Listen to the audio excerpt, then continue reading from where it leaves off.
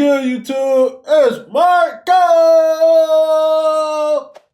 Bing! Back with another video, man. Thank you, Jesus, for allowing us to be here another day. We got week 17 of the weekly recap. Shout out to Hockey Psychology. Y'all know how it go over here, man.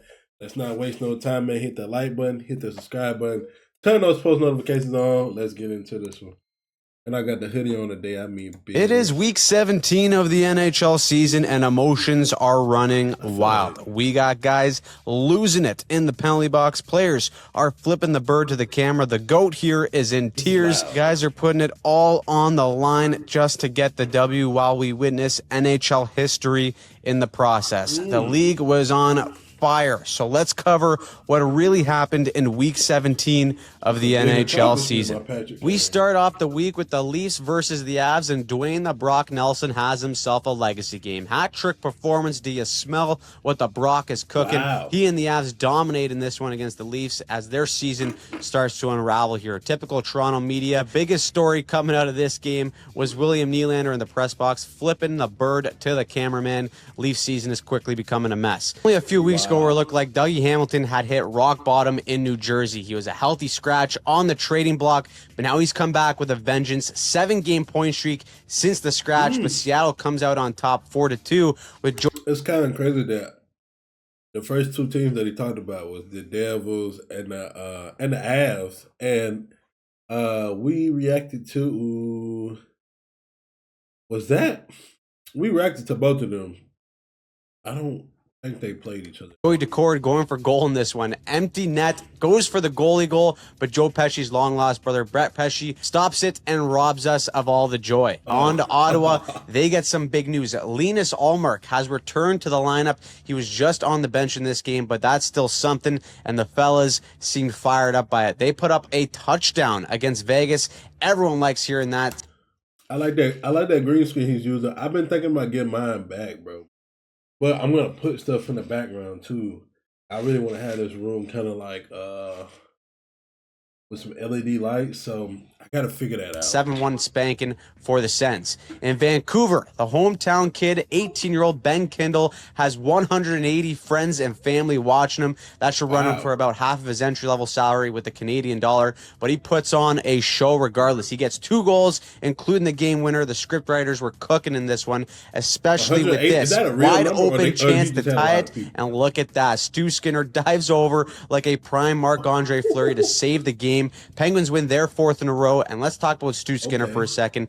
Listen to this stat line. In his last 8 games, he's 7-1-0, has a 1.63 goals against average, and a .934 save percentage. The Oilers could probably use a guy like that. Now, we all know that the Panthers are somehow going to climb back into the playoffs despite looking so far behind not too long ago. They beat the Blackhawks 5-1 and win their 3rd in a row. They're getting healthy at the right time, too, which probably has the Noivs going for every team in the Atlantic. Finally, we have the Ducks and Flames. This was all Calgary early, up 2-0, outshooting the Ducks 18-3. Anaheim was slide tackling their own teammates at one point, but it's the rookie. Dude, we reacted to that game. This game was wild. Who steps right up and shifts the mojo back. Beckett Seneca goes on a tear, scoring 2 goals in the second, off to OT. He's on a 2-on-1 with the vet Kreider. He says, "Sorry, old man, I'm absolutely rifling this one," and he buries. Hat-trick goal, sneaky pick for the Calder too, and the Ducks win their 7th in a row on the Sunday. I didn't know the Ducks was on a... Actually, yes, I did. I believe at the beginning of that video, the announcer said that was on a 6-game win streak. A finale. Now, Monday, we only had 4 games on because the Kings and Blue Jackets game was postponed due to a snowstorm. But we start off with a couple shutouts anyways. First, it's the Lightning shutting out the Mammoth 2-0. Tampa has been the very definition of a wagon as of late. 16-2-2 in their last 20 games. Andre Vasilevsky is looking like the old Vasilevsky, which should scare the shit out of every shooter in the league. This one got a little heated too with Sean Durzi in the penalty box. I'm no lip reader, but for some reason it seems like this guy really wants Carlisle to vacuum. Some guys are just clean freaks. I get it. The real freak, though, is Ilya Sorokin. He and the Islanders go up against...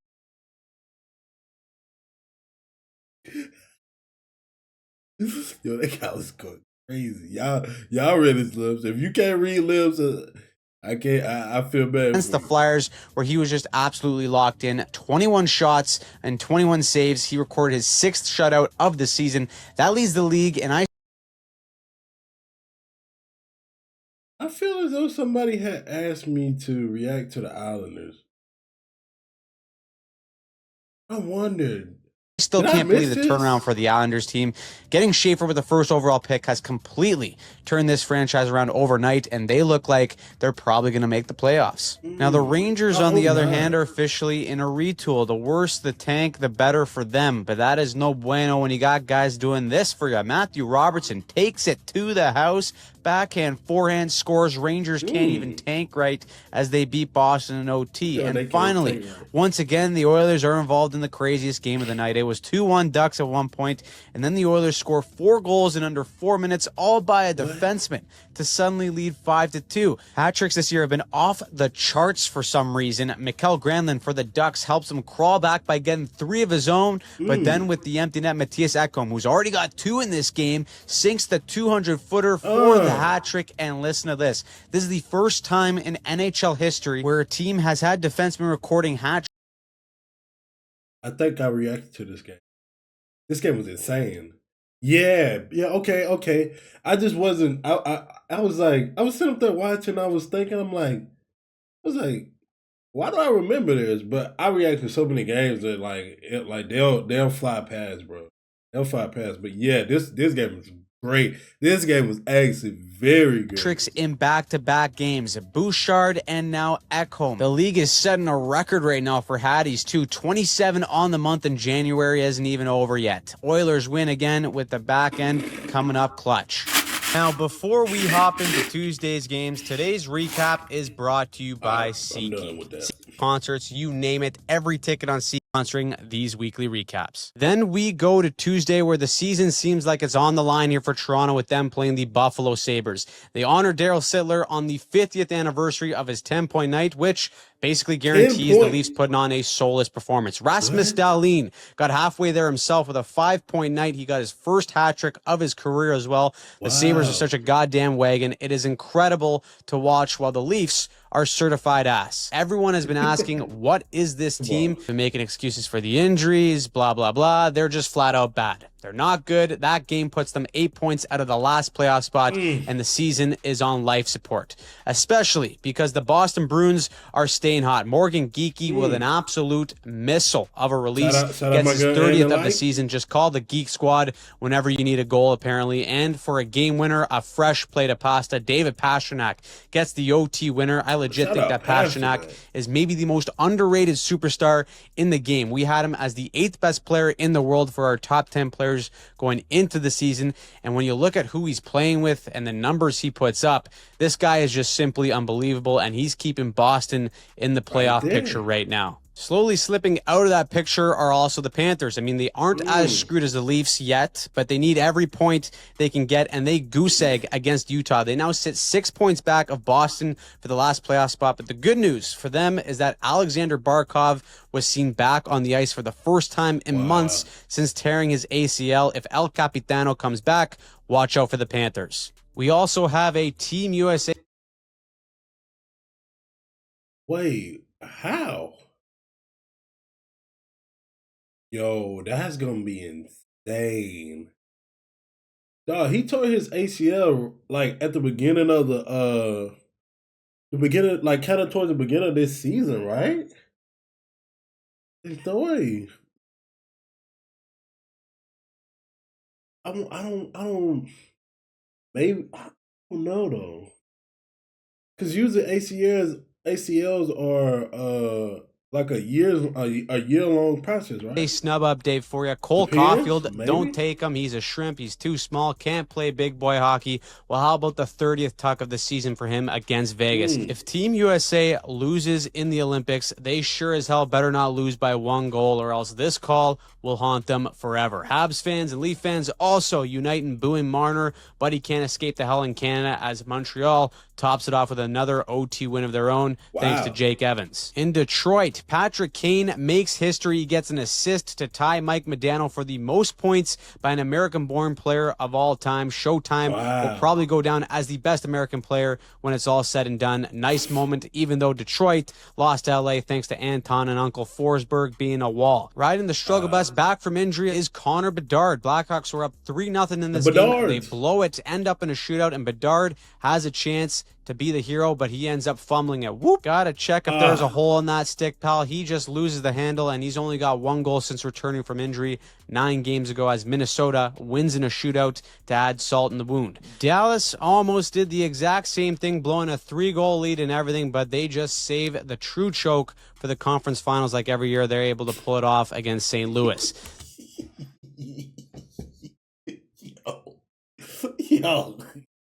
Yo, what did Dallas do? What did Dallas do, huh? Huh?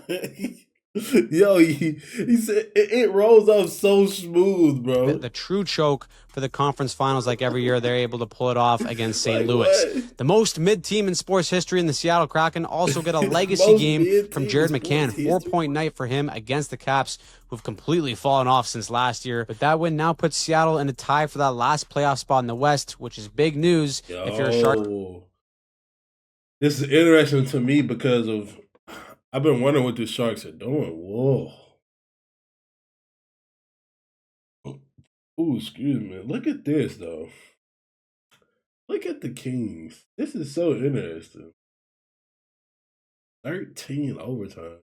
And you get 1 point for overtime games, don't you? Holy moly.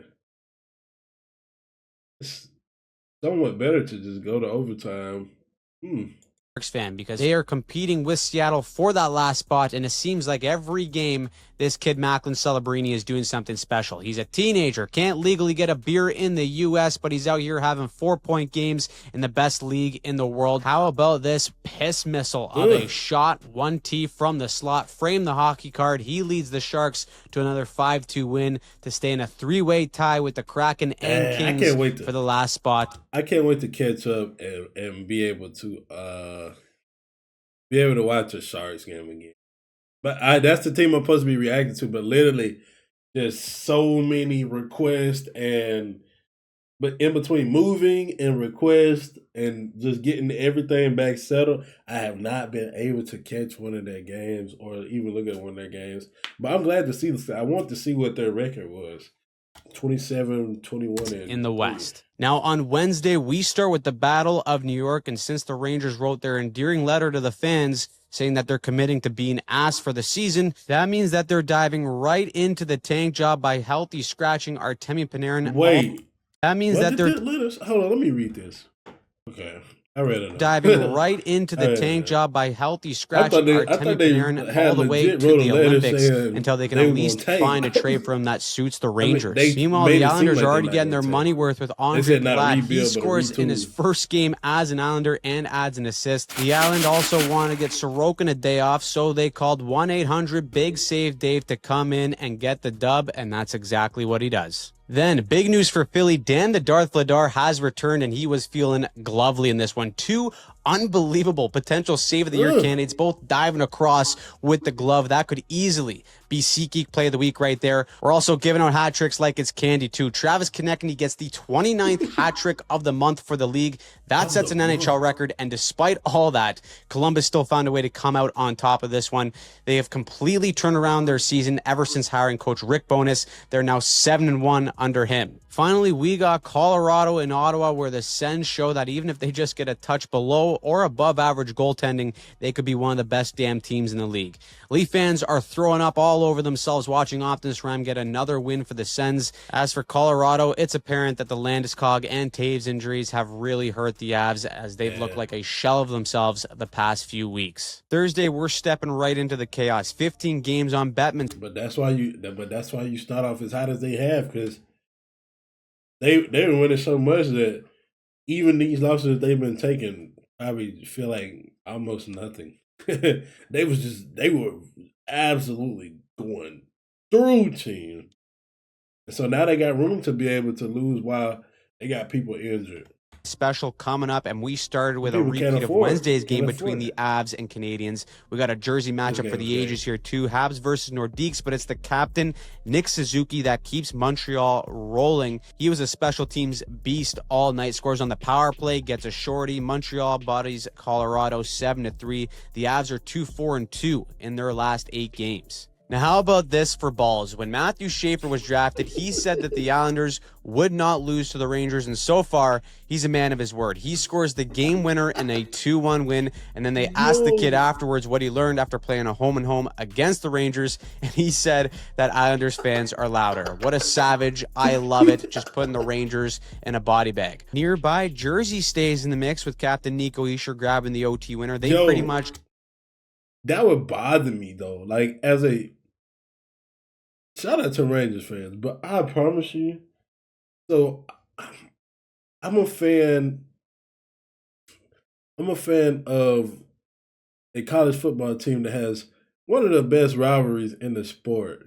And like, mind you, our rivalry is an in-state rivalry. So like, you literally go to work with people from from your rivalry team every day. You know what I'm saying? It's everywhere. It's literally everywhere. It's what because we don't have, we don't have hockey and football or whatever. Bro,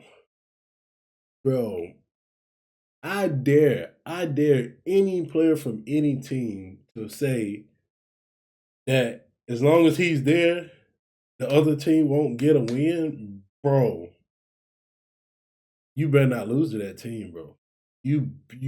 Bro.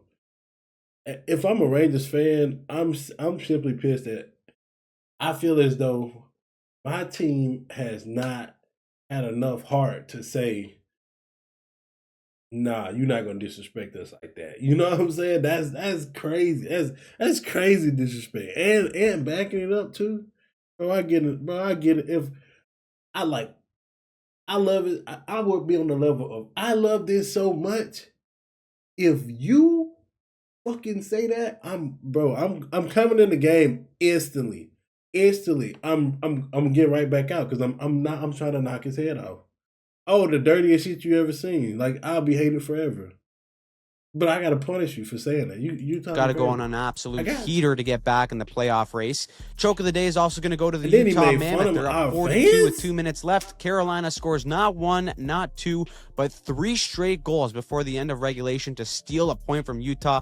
That just can't happen when you're in a playoff race. Keep doing that, you're going to lose your name and go back to being the hockey club. Of course, Tampa saw what Carolina did and rolled past the Jets to stay on top of the East, and that brings us to the present versus the future with Bedard versus Crosby. Pittsburgh has been red hot as of late. They are shockingly in a playoff spot, and they keep the ball rolling here. They score 4 goals in the second period to go up big. Game's pretty much all over. Then Connor Bedard does this. Little pullback, gets the defenseman sliding right into the concession stand, and then he just goes mano a mano, gunslinger style. He beats the goalie clean, sick puppy. It doesn't matter though, as the Chicago Bedards end up losing 6-2. We also got to do a piss test for these Atlantic Division teams. Boston wins another one against Philly, who have been a total disaster as of late. They've won just 2 of their last 12 games. They've come back to earth after being in a playoff spot for a good chunk of the season. Over to Buffalo. We got another hat trick. Alex Tuck, the Buffalo man himself, was a monster in this one, helping the Sabres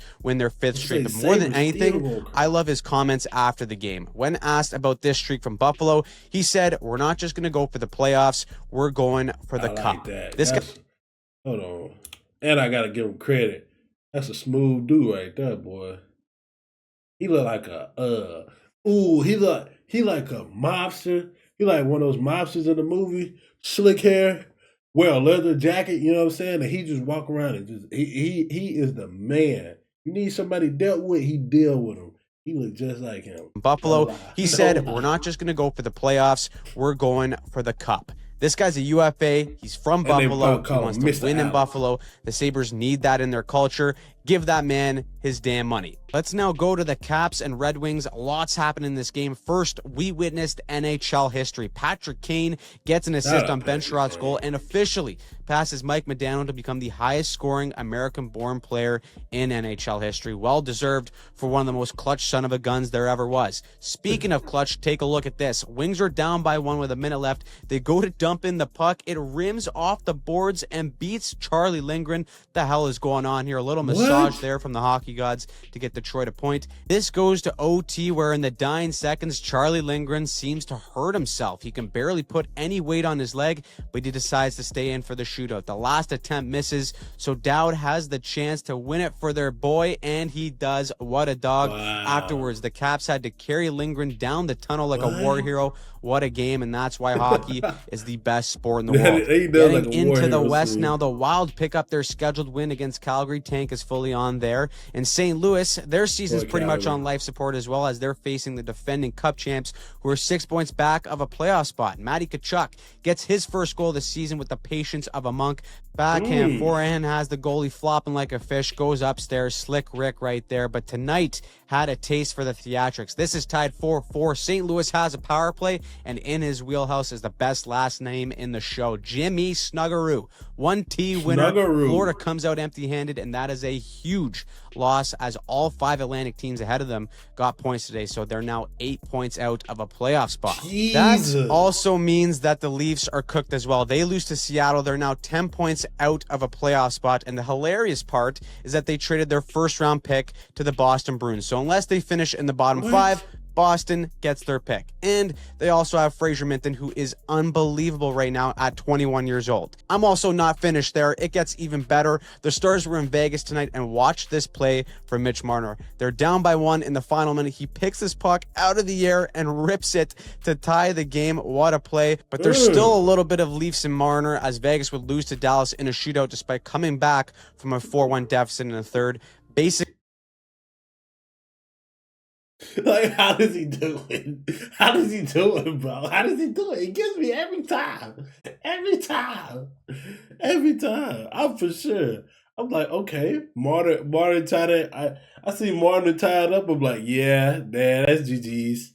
Nah. He talking about still a little bit of Leafs and oh my God. Long story short, parade's canceled in Toronto. Speaking of potential tank candidates, Vancouver beats Anaheim, which puts a slight dent in their tank plans, but they're so far behind everyone that they pretty much have that on lock. Finally, we had McDavid versus Celebrini in the main event. These two will be teammates in a few days here for the Olympics, but not tonight. San Jose comes out hot. 3-0 after the first. He even got Celebrini trying to wave off the high stick and penalties. He knows that ball don't lie, and it doesn't. The penalty remains, and the Oilers start coming on. 3 unanswered tucks, including the last-minute goal. Again, it's a Bouche bomb, too. Evan Bouchard is playing like he belongs on Team Canada right now, and so is Zach Hyman. OT winner off the dish from McDavid. Good night, Jim Kite. The Oilers come all the way back to end a wild night of hockey. Now, like I said, with a busy night, that means we're due for a Bettman special. So 1 game on for Friday. It's Columbus versus Chicago.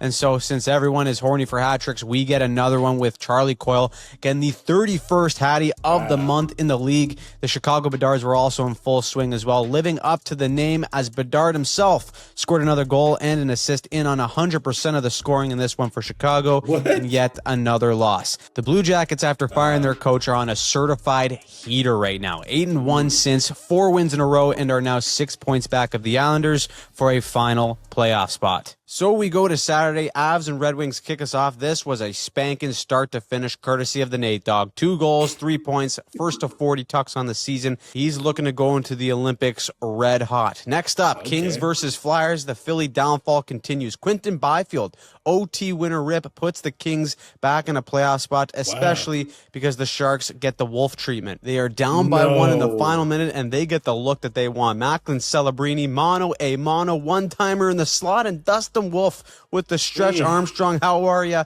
Robs Celebrini. The Flames snap their 5-game losing streak, and just like that, the Sharks are out of a playoff spot. Then in Pittsburgh, they That's honor the rough. 2016 Stanley Cup winning team with a tribute, and Sid gets emotional. A tear comes down his eye. We're all getting old, and it sucks. Sometimes the GOAT's got to cry too, but that's okay because Pittsburgh puts on a clinic for 40 minutes. They had a 5-1 lead going into the third, and they almost blow it. Yeah, 6-5 final in this one as the Rangers make a late push, but Pittsburgh is able to pull it off. Meanwhile, I think it's officially panic at the disco time for Florida. They lose 2-1 to the Jets with 5 Atlantic teams above them, all red hot, and they're now 8 points out of a playoff spot. We've said all year long that no one's worried, but I think it's time to start worrying now. Let's go to the Caps and Hurricanes and watch this. Tom Wilson around the mountain, boom, lays out Stankoven, and then the Caps come back to score. Washington was down by 3 in this game, and they come all the way back with sort of staying hot for the OT winner. There you go, Canes take the choke of the night. Then we have a huge Atlantic Division matchup between the Sabres and Canadiens, but it's Saturday, which means Mr. Saturday Night himself clocks in. Cole Caulfield is into the game, not just one, but two. It's funny. I was I don't know why I couldn't. I was trying. My brain was processing when he said Mr. Saturday Night. I knew he was talking about Caulfield, but I couldn't get it out. Goals, including the game winner where he's Johnny on the spot. Habs cool off Buffalo with a 4-2 win right there. Our toilet bowl game of the night belongs to the Leafs and Canucks. One is on a full-on tank while the other is as well, but they just won't admit it. This goes to a shootout where Austin Matthews goes forehand, backhand, lights out, points to the crowd to say we're coming for the 10th place spot in the East. Meanwhile, in Ottawa... Yo, you gotta chill, bro. You gotta chill. Bro. This is awesome. Linus Allmark has returned, which should make the league nervous because the Sens may be a wagon with an actual goalie. He steps right in and stops 26 of 27 against New Jersey. Damn. He was lights out in a 4-1 win, and what a moment here. He gets the first star of the game in his first game back and gets emotional too. That's how you do a comeback. Over on Long Island, the Matthew Schaefer show continues. He pots his 15th goal of the year as an 18-year-old rookie defenseman. But Roman Yossi will be coming around the mountain, says, watch this kid. Carves through the Islanders and buries the game winner. Preds win 4-3, and I'll tell you right now, the Islanders are here in the footsteps of Columbus. They win again for their 5th win in a row and are now just 4 points back of the Islanders for 3rd in the Metro. Let's go out west where things are getting thoit in the Pacific, too. Yeah, we chirped Seattle a bit earlier in the video, but we do got to give them credit now. They beat Vegas 3-2 to move into 3rd in the Pacific, and they're chasing the Oilers, who got Minnesota. Now, the big boys for the Wild were feeling it in this one. Quinn Hughes, goal and an assist. The Carillionaire gets his 30th of the season. And how about this from Brock Faber? Call this guy margarine because he slices through Bouchard like butter, then tucks it. 7-3 beatdown over the Oilers. And here's a Shanghai Jari stat for you. His performance with the Oilers has been all over the place. 7 games with the Oilers where it's an 800 save percentage or below for Jari. That right there is no bueno. Maybe they should trade for a guy like Stuart Skinner. So, what did you think of Week 17? Who surprised you? Who pissed you off? Let us know in the comments down below. And as always, if you want to see our breakdown, he puts it together so well, bro. He really does a great job, bro. He really does a great job. I hope you guys have enjoyed this video. If you did, hit that like button, hit that subscribe button, turn on post notifications on. Stay peaceful, stay positive, stay disciplined, and always be kind. Oh yeah, Winter Olympics are coming up.